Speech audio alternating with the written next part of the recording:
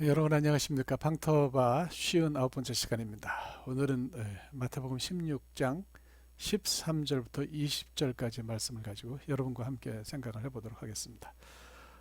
날이 일교차가 좀 심하네요. 여러분 건강 다 조심하시기 바랍니다.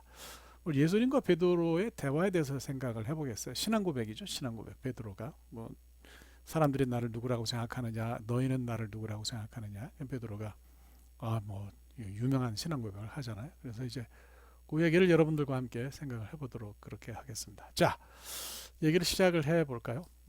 예수님의 질문으로부터 오늘 그 본문이 시작하죠. 사람들이 인자를 누구라고 하느냐, 이제 그런 얘기예요. 인자를 이제 영어로 하면 Son of Man이죠. Son of Man인데,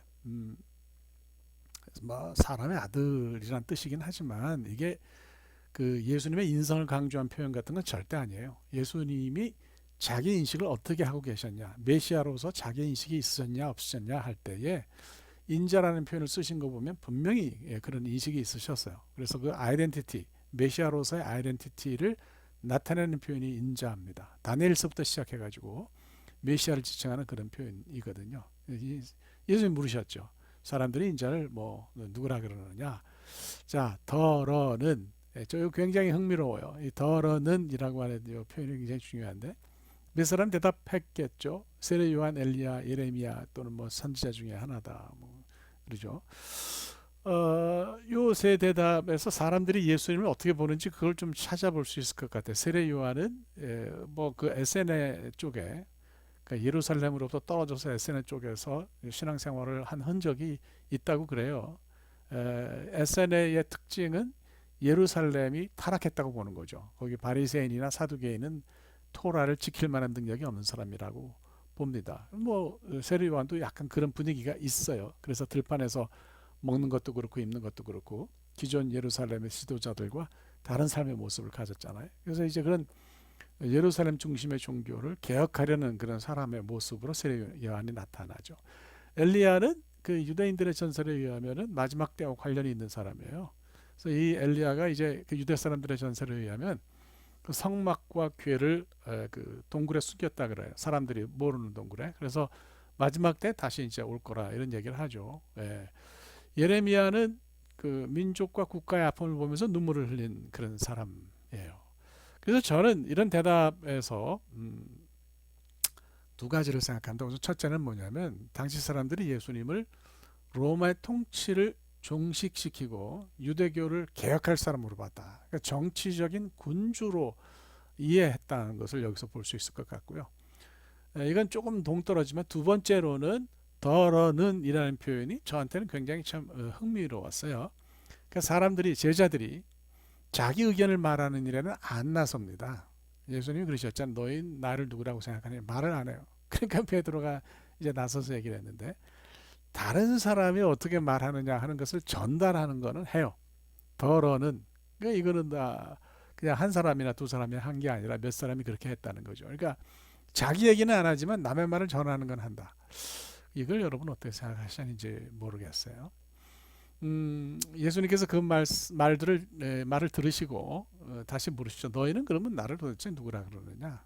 이제 베드로가 이제 나서는 거죠. 옛날에 제가 신대원 다닐 때니까 그때 1980년대예요. 옛날이죠. 그때 이제 기독교 윤리를 가르치던 김중기 박사님이 있었어요. 잠깐 이렇게 봐서 가르쳤는데 그분이 굉장히 말씀을 재밌게 하세요. 이분이 이 본문을 가지고 이렇게 얘기를 하더라고요. 애들의 특징이 뭐냐면 저요 저요 그러고 이제 선생님 물으면 손을 든단 말이죠. 그러면 저요 저요 그러고 손 들면 두 가지 이득이 있대요. 베네핏이 있대. 첫째는 쟤는 먼저 손 든 거 보니까 아는 사람이구나 이렇게 생각하고 그 아이를 선택을 안 한다는 거죠. 그러니까 먼저 손을 들면 안다는 그런 어떤 인식을 선생님에게 줄 뿐 아니라 또 대답하거나 하는 그런 그 위험도 피한다고 하는 거죠. 그래서 베드로가 저요 그리고 손을 들었는데 들고 나니까 자기밖에 손 든 사람이 없었더라. 그래서 이제 그렇게 얘기했다 이렇게 재밌게 표현을 하신 기억이 납니다. 제 해석은 뭐냐 하면 아까도 말씀드렸지만 덜어는 남의 한 말을 전달하지만 사람들은 흔히 너희는 자기 의견을 피력해야 하는 질문에 침묵한다 이거죠. 그래서 이런 것을 뚫고 대답한 사람이 베드로다. 훌륭하다고 봅니다. 세상을 살 때는 침묵이 뭐 금일 수도 있어요. 그런데 신앙적으로 자기를 우리 주님 앞에서 고백할 때 있어서는 침묵이 금이 아니다. 그래서 자기 신앙 고백이 굉장히 분명해야 한다고 생각하고요. 또 고백한 대로 실천해야 하겠죠. 침묵하는 이유는 뭐 할 말이 없어서 그럴 수도 있고요. 또 말하면 그대로 살아야 되는데 이게 부담스럽잖아요. 그래서 베드로가 굉장히 괜찮아 보인다. 자기 생각을 스스럼 없이 얘기한 것이 이제 그렇다는 생각이 들어요. 자, 베드로가 이렇게 얘기를 하니까 주님이 얼마나 이뻤겠어요. 베드로가 참 이뻤죠. 예, 그래서 베드로가 대답한 거를 귀하게 여기셨어요.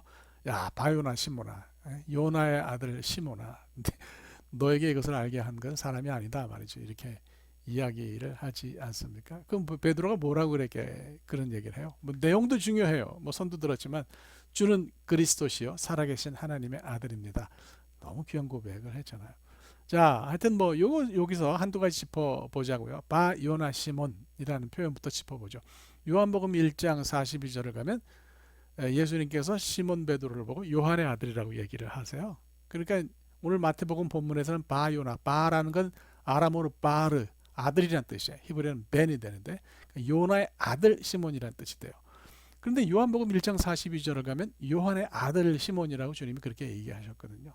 이걸 그럼 어떻게 이해해야 되느냐? 여러 가지를 이해합니다. 첫째는 어떤 사람들은 요나, 요하나는 여호하난의 줄임말이고 요한이 여기서 왔다고 보여줘요. 그래서 요나, 요하난, 요한 이게 같은 이름이라는 거예요. 변이가 있어서 그렇지 뭐 같은 이름이라고 보는 거죠. 그래서 오해하지 말라고 말하는 사람들이 있는데 저는 이건 좀 헷갈립니다. 왜냐하면 요하난이 요한과 연결이 있는 건 맞아요. 그건 뭐 틀림없는데 요나와 요하난이 같은 이름이라고는 말할 수 없어요. 이거는 저도 제가 뭐 히브리 헬라어 좀 했지만은 그렇게 말할 수가 없습니다. 오히려 이거는 발음상 연결되는 부분이 있어서 발음상 비슷하기 때문에 이렇게 복음서가 좀 다르게 얘기했을 수 있다. 이렇게 보는 게 나은 것 같아요. 요나와 요한은 한국말로는 요나, 요한, 히읗이 들어가기 때문에 요한에 분명히 차이가 있지만 그러나 여러분 우리가 헬라어로 읽어보면 이건 차이가 좀 있습니다. 그 요한복음 1장 42절을 보면 시몬 호 휘오스 요한우 이렇게 이야기를 해요. 근데 오늘 보면 바르 요나 이렇게 얘기하거든요. 오늘 마태복음에서는. 그러니까 요나, 요한우 발음상 비슷하잖아요. 발음상 큰 차이가 없어요. 저는 여기 손을 들죠.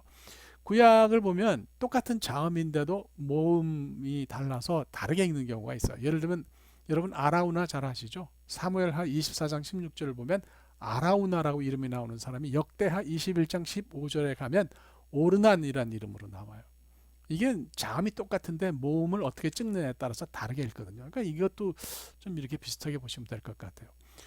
어떤 분들은 요나가 비둘기고 성령이다. 그래서 우리 주님께서 성령의 아들이라고 이렇게 얘기하신 거라고 해석하기도 하는데, 아유, 이건 정말 제가 볼 때는 말이 안 되는 해석이죠. 이런 얘기 누가 하면 신기해하지 말고 같이 놀지 마세요. 듣지도 마세요. 이건 아니에요.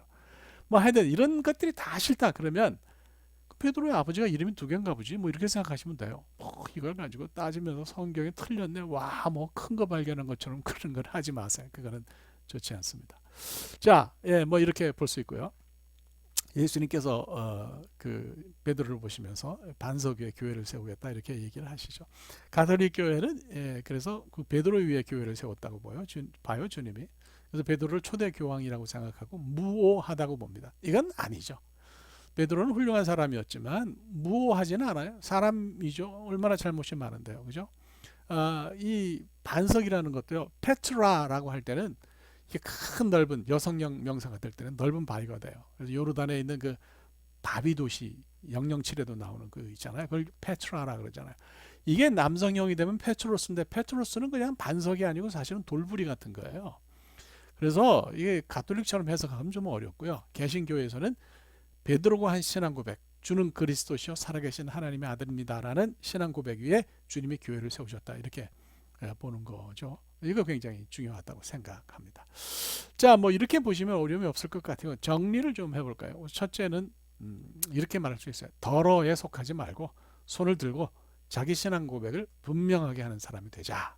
이 말씀을 드리고 싶고요. 두 번째, 그러면 신앙 고백의 내용이 뭐냐? 나와 예수님 관계가 분명해야 됩니다. 예수님이 나의 주인이시다. 그죠? 그럼 그 예수님은 누구냐? 그 예수님은 하나님이시다. 요런 그 관계가 분명해야 된다 이렇게 생각합니다. 그래서 여러분 이거 두 가지로 이렇게 오늘 말씀을 정리하도록 하겠습니다. 예, 감사합니다. 여기까지 하겠습니다.